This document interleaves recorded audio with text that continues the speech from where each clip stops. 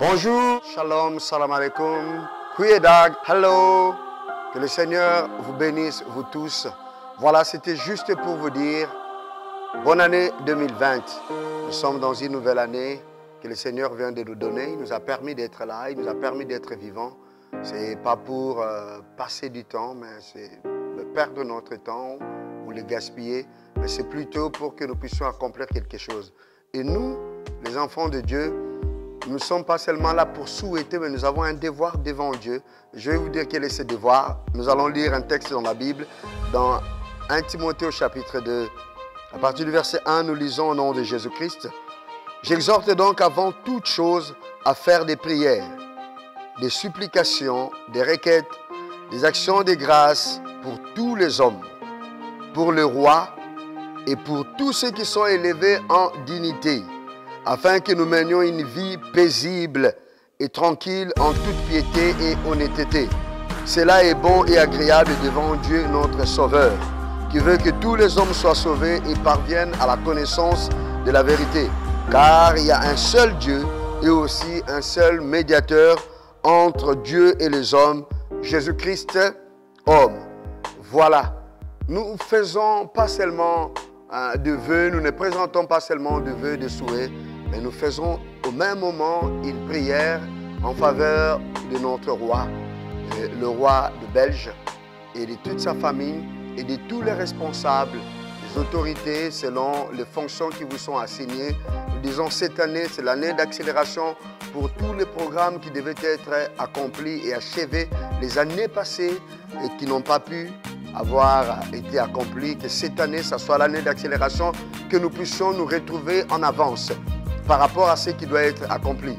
La même chose pour les serviteurs de Dieu, l'année d'accélération, que les hommes soient sauvés et parviennent à la connaissance de la vérité. Vous qui attendez une croissance numérique et qualitative de votre ministère, que vous soyez impressionnés, que vous soyez étonnés par le Dieu Tout-Puissant qui vous permettent de vivre une croissance que vous ne vous attendiez pas. Bonne année 2020 à tout le monde. Soyez bénis au nom de Jésus. Amen.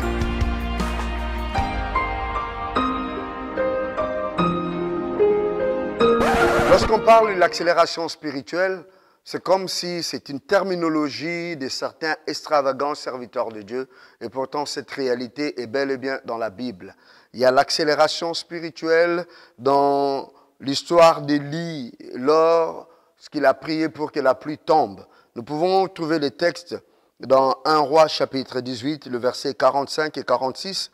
Et en peu de temps, le ciel s'obscurcit par les nuages.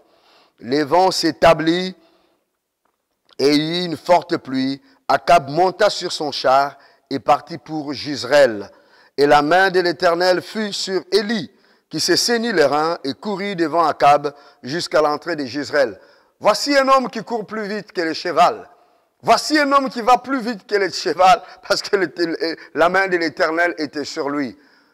C'est un enseignement pour nous que nous pouvons accélérer plus vite que des choses naturellement plus rapides, plus puissantes que nous.